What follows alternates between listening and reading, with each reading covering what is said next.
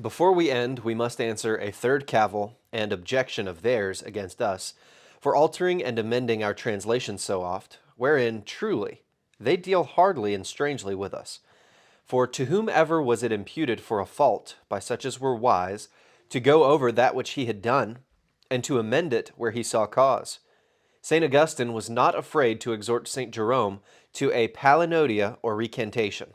The same St. Augustine was not ashamed to retractate, we might say revoke, many things that had passed him, and doth even glory that he seeth his infirmities. So here they're saying the Catholics are dealing with us hardly and strangely, kind of like in the Constitution.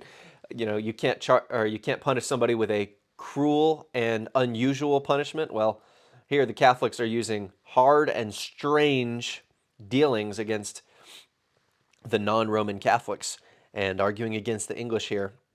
And he's using Augustine and Jerome as examples of people who have corrected things that they have said before. So what are they saying? We are correcting the prior English translations. If we will be sons of the truth, we must consider what it speaketh, and trample upon our own credit, yea, and upon other men's too, if either be any way an hindrance to it. To what? The truth. We're going to hold the truth highest, and where the English translations have fallen short, we're going to lift them up to the standard of the truth. This to the cause. Then to the persons we say that of all men, they, that's the Roman Catholics, they ought to be most silent in this case. For what varieties have they, and what alterations have they made, not only of their service books, portices, and breviaries, but also of their Latin translation? That's the Vulgate. The service book supposed to be made by St. Ambrose, Officium Ambrosianum, was a great while in special use and request. But Pope Hadrian, calling a council with the aid of Charles the Emperor, abolished it. They abolished Ambrose's Latin Vulgate. Burnt it, and commanded the service book of St. Gregory universally to be used. Well, Officium Gregorianum gets by this means to be in credit, but doeth it continue without change or altering? No. The very Roman service was of two fashions, the new fashion and the old, the one used in one church, the other in another, as is to be seen in Pamelius, a Romanist, his preface before Micrologus. The same Pamelius reporteth out of Redulphus de Revo that about the year of our Lord 1277, Pope Nicholas III removed out of the churches of Rome the more ancient books of service and brought into use the missals of the friars minorites, or minorities, I don't know, and commanded them to be observed there. So what happened? In 1277, Pope Nicholas straight up overthrew the materials of the church and swapped them out with new ones. Insomuch that about 100 years after, when the above-named Radulphus happened to be at Rome, he found all the books to be new of the new stamp. Neither was there this chopping and changing in the more ancient times only, but also of late. So back in ancient times, here's some examples of the Roman Catholic Church changing and amending what they had previously done. Pius Quintus, that's Pope Pius V, who they mentioned earlier, the Council of Trent Pope. Pius Quintus himself confesseth that every bishopric almost had a peculiar kind of service, most unlike to that which others had, which moved him to abolish all other breviaries, though never so ancient, and privileged and published by bishops in their dioceses, and to establish and ratify that only which was of his own setting forth in the year 1568. So Pius V noticed, hey, every Catholic church under a bishop is kind of doing its own thing. Let's unify here. Now, when the father of their church, who's that? The Papa, the Pope, Pope Pius, when the father of their church, who gladly would heal the sore of the daughter of his people softly and slightly, and make the best of it, when that Pope findeth so great fault with them for their odds and jarring, we hope the children have no great cause to vaunt of their uniformity. What's he saying? Hey, 50 years ago, Pope Pius acknowledged that there was great fault, odds, and jarring in the Roman Catholic Church. Now we hope that that's Pope, the father, the Papa of the Roman Catholic Church. We hope the children have no great cause to vaunt of their uniformity. We hope you Catholics now will not boast, you children of your, quote, holy Papa. See how tongue-in-cheek they're using that phrase right there? It's beautiful. We hope the children have no great cause to boast, vaunt of their uniformity. How can you Catholics now say you're so uniform when your Pope of the last generation said that you're schismed to pieces? But the difference that appeareth between our translations and our often correcting them is the thing that we are specially charged with. Let us see, therefore, whether they themselves be without fault this way, if it be to be counted a fault to correct. So they're taking for granted, okay, if you're going to say we're at fault for correcting our translations, let's see if you've done that. And whether they be fit men to throw stones at us. Tandem major parcus insane minori. They that are less sound themselves, insane, less sound themselves, ought not to object infirmities to others.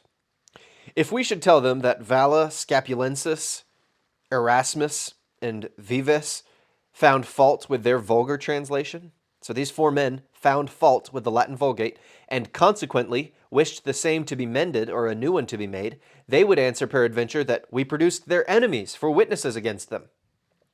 Those four men being enemies to the Roman Catholics, they wouldn't receive their witness, albeit they were in no other sort enemies than as St. Paul was to the Galatians for telling them the truth. Am I become your enemy because I tell you the truth? Galatians 4:16. And it were to be wished that they had dared to tell it them plainlier and oftener. But what will they say to this? That Pope Leo X allowed Erasmus's translation of the New Testament, so much different from the vulgar, by his apostle-like letter and bull. So Pope Leo allowed for Erasmus's Latin translation of the New Testament, apart from the Latin Vulgate. What are you going to say, Catholics? Your own Pope Leo X allowed for it. That the same Leo exhorted Pagnan to translate the whole Bible and bear whatsoever charges was necessary for the work. Surely, as the apostle reasoneth to the Hebrews, that if the former law and testament had been sufficient, there had been no need of the latter. So, we may say, that if the old vulgar had been at all points allowable, to small purpose had labor and charges been undergone about framing of a new. Hey, why would they spend all this money on a new translation if they believed that the Latin Vulgate was absolutely sufficient? By the way, who did they say wrote Hebrews? The apostle. Who do you reckon that could be? Not Luke. Yeah, but Luke 2 says that you can't be an apostle. Sorry. The mid-Acts dispensationalists believe that Luke had to write the book of Hebrews because of one little verse that they take out of context and misunderstand. But it's been clear to the church for thousands of years that the Apostle Paul wrote Hebrews. Here's another confirmation of that. If they say it was one pope's private opinion, so that was Leo's private opinion, and that he consulted only himself, then we are able to go further with them and to aver that more of their chief men of all sorts, even their own Trent champions, Paiva and Viga, and their own inquisitors, Hieronymus, Ab Oliestro, and their own bishop, Isidorus Clarius, and their own cardinal, Thomas Avio Cajetan, do either make new translations themselves or follow new ones of other men's making, or note the vulgar interpreter for halting. None of them fear to dissent from him, nor yet to accept against him. And call they this an uniform tenor of text and judgment about the text? So many of their worthies disclaiming the now received conceit? Nay, we will yet come nearer the quick. Doth not their Paris edition differ from the Louvain, and Hentenius his from them both, and yet all of them allowed by authority? Nay, doth not Sixtus Quintus confess that certain Catholics, he meaneth certain of his own side, Roman Catholics, were in such an humor of translating the Scriptures into Latin, that Satan, taking occasion by them, though they thought of no such matter, did strive what he could, out of so uncertain and manifold a variety of translations, so to mingle all things, that nothing might seem to be left certain and firm in them. What's he saying? The Latin Bible is perverted and corrupted because they have made so many translations into Latin that Satan has used that multiplicity of translations to create uncertainty through that manifold variety of translations. And so what has Satan done? He has mingled all things so that nothing in Latin could seem to be left certain and firm in the Roman Catholic Church. How do you think that applies to modern English translations? If there is a Manifold variety, a multiplicity, a multitude of translations in your language. What's the result? A mingling of all things so that nothing is left certain and firm. You can't open 27 English translations and come away telling me any certain or firm definition or meaning of a word.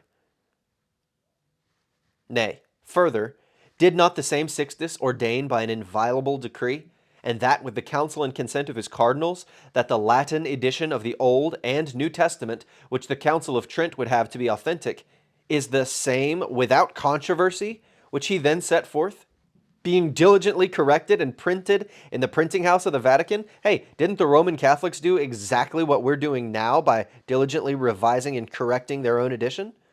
Thus, Sixtus in his preface before his Bible.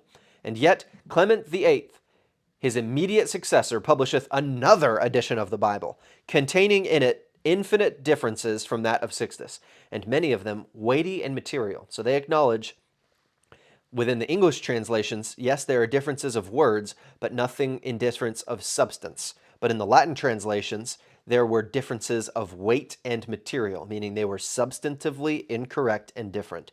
There is a difference between minor differences and major differences. And yet, this must be authentic by all means. Sarcasm once again. What is to have the faith of our glorious Lord Jesus Christ with yea and nay, if this be not? Again, what is sweet harmony and consent, if this be? Therefore, as Demaratus of Corinth advised a great king, before he talked of the dissensions among the Grecians, to compose his domestic broils, for at that time his queen and his son and heir were at a deadly feud with him. So, all the while that our adversaries do make so many and so various additions themselves, and do jar so much about the worth and authority of them, they can with no show of equity challenge us for changing and correcting. What are they saying? Roman Catholics, do not throw stones because you live in a glass house. We'll stop right there for that video.